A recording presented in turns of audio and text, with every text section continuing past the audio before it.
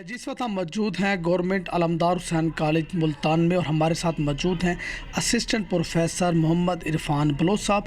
Irfan Bloch साहब जो है वो पैदाइशी तौर पर नाबीना है। आपने मैट्रिक तक जो तालीम है मोहम्मद बिन Qasim blind welfare complex Multan से हासिल की और इसके बाद आपने FA ग्रेजुएट और मास्टर किया और मास्टर करने के बाद इरफान ने रोज़गार की तलाश में पाकिस्तान भर के मुख्तलिफ़ शहरों का दौरा किया, मुलाकातें की और मुख्तलिफ़ जॉब के ऊपर अप्लाई किया और खुदा का शुक्र है उनको गवर्नमेंट अलमदार हुसैन कॉलेज में बतौर असिस्टेंट प्रोफेसर जो है वो जॉब मिली है। और इस वक्त ये गवर्नमेंट अलमदार हुसैन कॉलेज में हमारे नौनिहाल जो हमारे बच्चे हैं, इस हमारे मुल्क का जो मुस्तकबिल है, उन बच्चों को पढ़ाते हैं। आइए हम बात करते हैं मोहम्मद इरफान बलोच सर के। इरफान भाई अस्सलाम वालेकुम।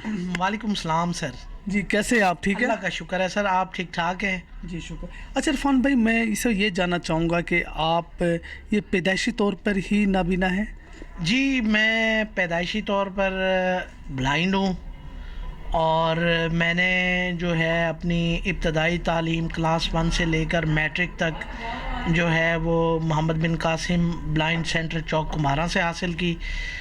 तो वैसे तो मैंने यहाँ से इब्तदाई तालीम हासिल की है, लेकिन मैं यहाँ पर ये कहूँगा कि मेरे तमाम एजुकेशनल कैरियर में इस इंस्टीट्यूशन का बहुत ज़्यादा कंट्रीब्यूशन है। इन्होंने मतलब हमें आगे बताया कि हमने आगे कैसे बढ़ना है, कैसे आगे चलना है और कैसे आगे जॉब के लिए अप्लाई करना है। तो ये सारा मतलब मैं ये कहूँगा कि ये सारा क्रेडिट इनको जाता है। अच्छा इरफान भाई, मैं देख रहा हूँ इस वक्त हमारे मुल्तान शहर में बहुत सारे इदारे हैं जो बच्चों को तालीम दे रहे हैं, लेकिन उसके बावजूद भी बच्चे तालीम हासिल नहीं कर रहे।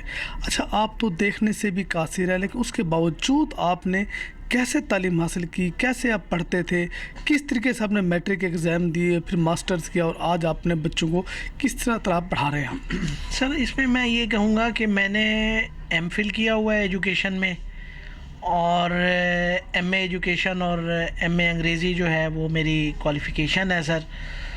तो यहाँ पर मैं ये कहूँगा कि एजुकेशन के सिलसिले में जहाँ तक ताल्लुक़ है कि बच्चे क्यों नहीं हासिल कर रहे एजुकेशन, तो इसकी रीज़न ये है कि हमारे जो पेरेंट्स हैं उनमें अभी तक इस चीज़ की अवेयरनेस का फुकदान है कि वो लोग जो है वो अपने बच्चों को जो है वो तालीमी इदारों में नहीं भेज रहे। अच्छा, यहाँ पर सर आपको मैं ये बताता चलूँ कि एक हमारे यहाँ इधर जो हमारा जो एक माशरती सेटअप है, जो सोशल सेटअप है, इसमें लोग ये तवक्को रखते हैं कि बच्चा हमारा जो है पढ़ने के बाद नौकरी हासिल करे, सरकारी नौकरी हासिल करे। तो जितने भी हमारे तरक्की याफ्ता ममालिक हैं उनमें ये जो है वो इस कॉन्सेप्ट की नफ़ी की जाती है। जो तरक्की याफ्ता ममालिक हैं वो ये कहते हैं कि तालीम एजुकेशन जो है वो आपके बच्चों को शऊर देती है, नॉलेज देती है कि आपने अच्छी ज़िंदगी कैसे गुजारनी है, खुशगवार ज़िंदगी कैसे गुजारनी है। तो अगर ये सारी चीज़ें आपके पास होंगी तो ऑटोमेटिकली आपकी नौकरी भी हो जाएगी, आप माशी और माशरती तौर पर खुशहाल भी होंगे।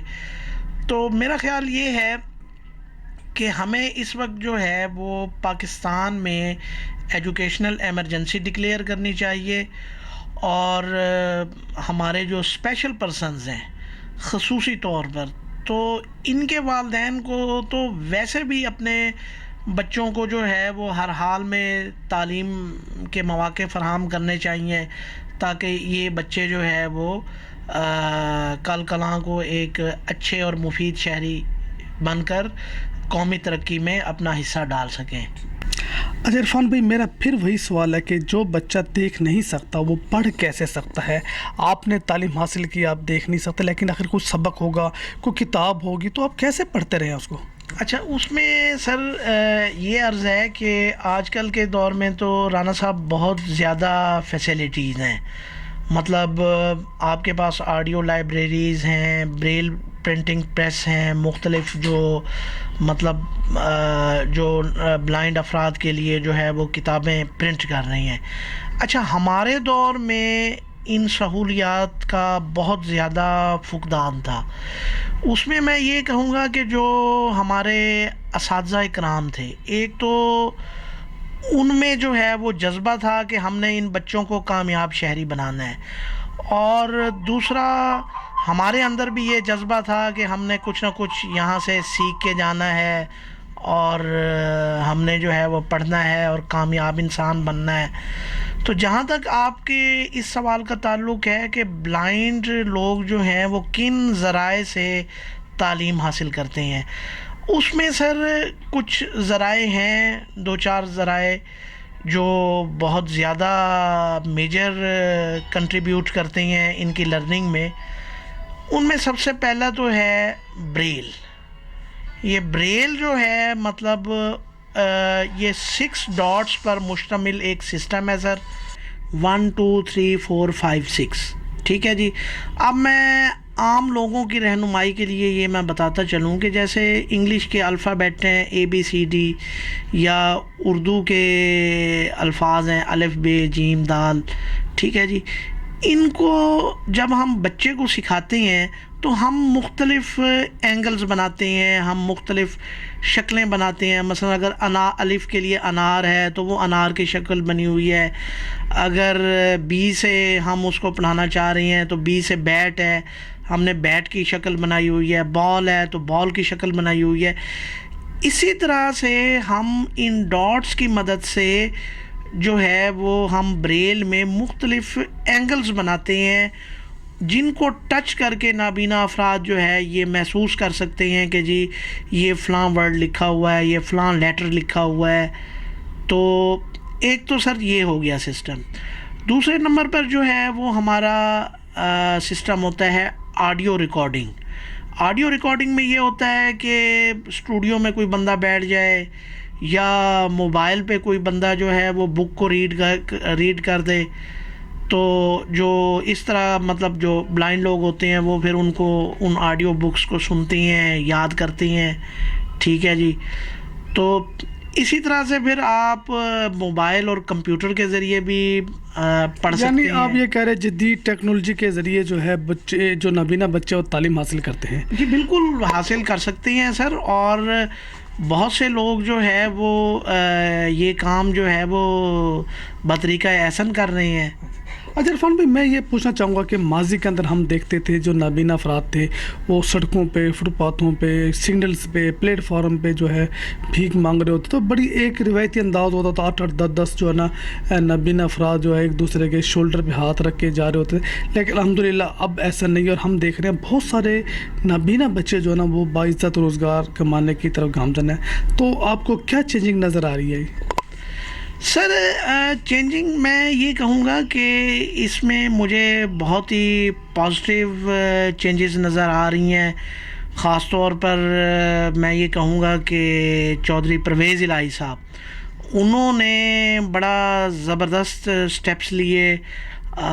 2002-03 میں میرا خیال ہے جب وہ وزیر اعلیٰ بنے تھے سر، انہوں نے تحصیل لیول پر 90 سینٹرز جو ہیں وہ اسپیشل ایجوکیشن کے جو ہے وہ بنائے 2004-5 میں. تو آپ یہ دیکھیں کہ ان سینٹرز میں انہوں نے ایک سینٹر میں 4 کیٹیگریز کے ٹیچر رکھے. یعنی بلائنڈ بندوں کے لیے ایک ٹیچر ہوگا، اور جو گونگے بہرے اسٹوڈنٹس ہیں ان کے لیے ایک ٹیچر ہوگا، جو ذہنی طور پر معذور بچے ہیں ان کے لیے ایک ٹیچر ہوگا، اور جو جسمانی طور پر معذور بچے ہیں ان کے لیے ایک ٹیچر ہوگا. اچھا، اب آپ یہ دیکھیں کہ انہوں نے شوجہ آباد میں یہ ادارے کھولے، جلال پور میں کھولے، خانے وال میں کھولے. اس کا فائدہ یہ ہوا رانا صاحب کہ ہمارے جو دیہی علاقے تھے ان میں یہ اویئرنیس پیدا ہوئی کہ جناب یہ بچے جو ہیں وہ معاشرے کا ایک فعال رکن ہے، اور ہمیں جو ہے وہ ان کو تعلیم جو ہے وہ دلوانی چاہیے. اچھا عرفان بھائی، میں یہاں یہ بات کرنا چاہوں گا آپ سے کہ جب ماضی کے اندر ہم دیکھ رہے تھے نابینا افراد بھیک مانگتے تھے، تو اس وقت جن گھروں میں نابینا بچے تھے وہ چھپا کے رکھتے تھے تو آج نابینا جو بچے ہیں وہ آپ ہمارے سامنے ایک مثال بیٹھی ہوئی، اس طرح کے ملتان کے درجنوں ایسے ڈپارٹمنٹ ہیں گورنمنٹ اور پرائیویٹ جہاں پہ نابینا افراد سرکاری نوکری کر رہے ہیں، ایجوکیشن ڈپارٹمنٹ ہے، ہیلتھ ڈپارٹمنٹ ہے، اسٹریٹ لائف ہے، مختلف محکموں میں. تو ایک اچھا یہ خوش آئند بات ہے.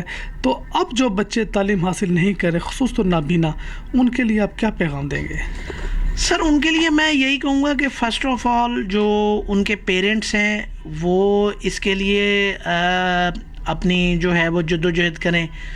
سب سے پہلے دیکھیں جی، بچے کا جو ماحول ہوتا ہے وہ گھر سے سٹارٹ ہوتا ہے، گھر کے بعد پھر معاشرہ آتا ہے، پھر تعلیمی ادارہ، اور پھر اس کے فرینڈز، دیگر لوگ.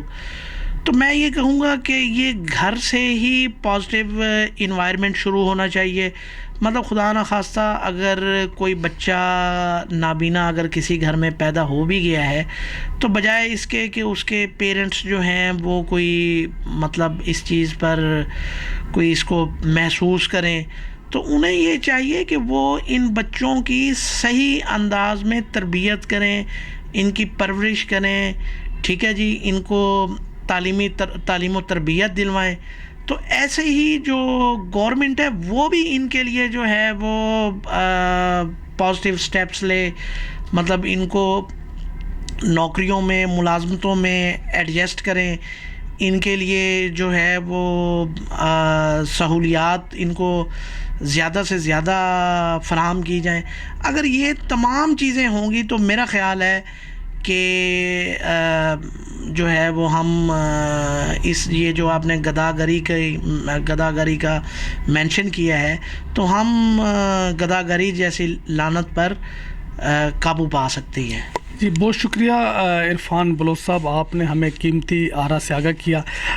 ناظرین، یہ تھے محمد عرفان بلوچ، اور آپ گورنمنٹ علمدار حسین کالج ملتان میں 70 اسکیل میں ہے، اسسٹنٹ پروفیسر ہیں. آپ نے ایم اے انگلش کیا، ایم اے ایجوکیشن کیا، اور اب بھی آپ کی تعلیم جاری ہے، اور اس کے ساتھ ساتھ آپ ملتان میں بچوں کو تعلیم دے رہے ہیں، اور ان کو بتا رہے ہیں خصوصی طور پر جو نابینا بچے ہیں کہ آپ گھر میں نہ بیٹھیں بلکہ تعلیم حاصل کریں. جب آپ تعلیم حاصل کر لیتا تو آپ کا مستقبل روشن ہو جاتا ہے. اور ماضی میں جو نابینا افراد تھے، بس ان کا ایک ہی نظر آتے تھے، وہ فٹ پاتھوں پہ بیٹھے ہوئے نظر آتے تھے، گداگری پہ نظر آتے تھے، بھیک مانگتے ہوئے نظر آتے تھے. لیکن آج الحمدللہ ہمیں ملتان سمیت پاکستان بھر میں بہت ہی کم ایسے نابینا افراد ہیں جو بھیک مانگتے ہوئے نظر آئیں گے. نہیں تو آپ کو مختلف سرکاری و غیر سرکاری اداروں میں عرفان بلوچ کی طرح باعزت روزگار کماتے ہوئے نظر آئیں گے. کیمرہ مین شبیر بھٹی کے ساتھ رانا عرفان اسلام، انفو نیوز ملتان.